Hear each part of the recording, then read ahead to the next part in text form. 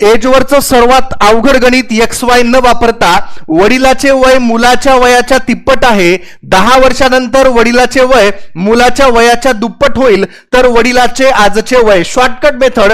या ठिकाणी दोन व्यक्ती आहे, वडील आणि मुलगा. इथं मी नावं लिहून घेतोय. 1 नंबरला वडील होते, वडील लिहिलंय. 2 नंबरला मुलगा होता, तर इथं मी मुलगा लिहितो आहे. आपल्याला म्हटलं काय की वडिलाचं वय मुलाच्या वयाच्या तिप्पट आहे. वडिलाचं वय तिप्पट तर मुलाचं वय 1 पट. हे कधी आहे रे?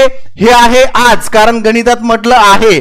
त्यानंतर म्हटलं 10 वर्षानंतर वडिलाचं वय मुलाच्या वयाच्या दुप्पट. वडिलाचं वय दुप्पट तर मुलाचं वय 1 पट. आता या ठिकाणी वजाबाकीची क्रिया करा बेटा. या 3 मधून 2 गेले 1 उरतो, 1 मधून 1 गेला 0 उरतो. इथं फक्त 1 उरलं ना, मग जे 1 युनिट उरला आहे त्याची व्हॅल्यू असते दिलेल्या वर्षाबरोबर. 10 वर्ष दिले होते, मग 1 युनिट बरोबर 10 वर्ष. आता विचारलं काय की वडिलाचं आजचं वय. बेटा वडिलाच्या आजच्या वयाचं गुणोत्तर 3 होतं, म्हणून या 1 च्या खाली 3 बरोबर किती? जर 1 बरोबर 10 असेल तर 3 बरोबर 30 वर्ष. यामुळे आपल्या प्रश्नाचं उत्तर काय येते? 30 वर्ष. ऑप्शन क्रमांक सी. या चॅनलवर अशा ट्रिकचे दररोज फ्री लाईव्ह क्लास होतात. या व्हिडिओच्या खाली सबस्क्राईब बटन आहे, त्याला क्लिक करा. तुम्हाला दररोज फ्री लाईव्ह क्लासेस बघायला मिळतील.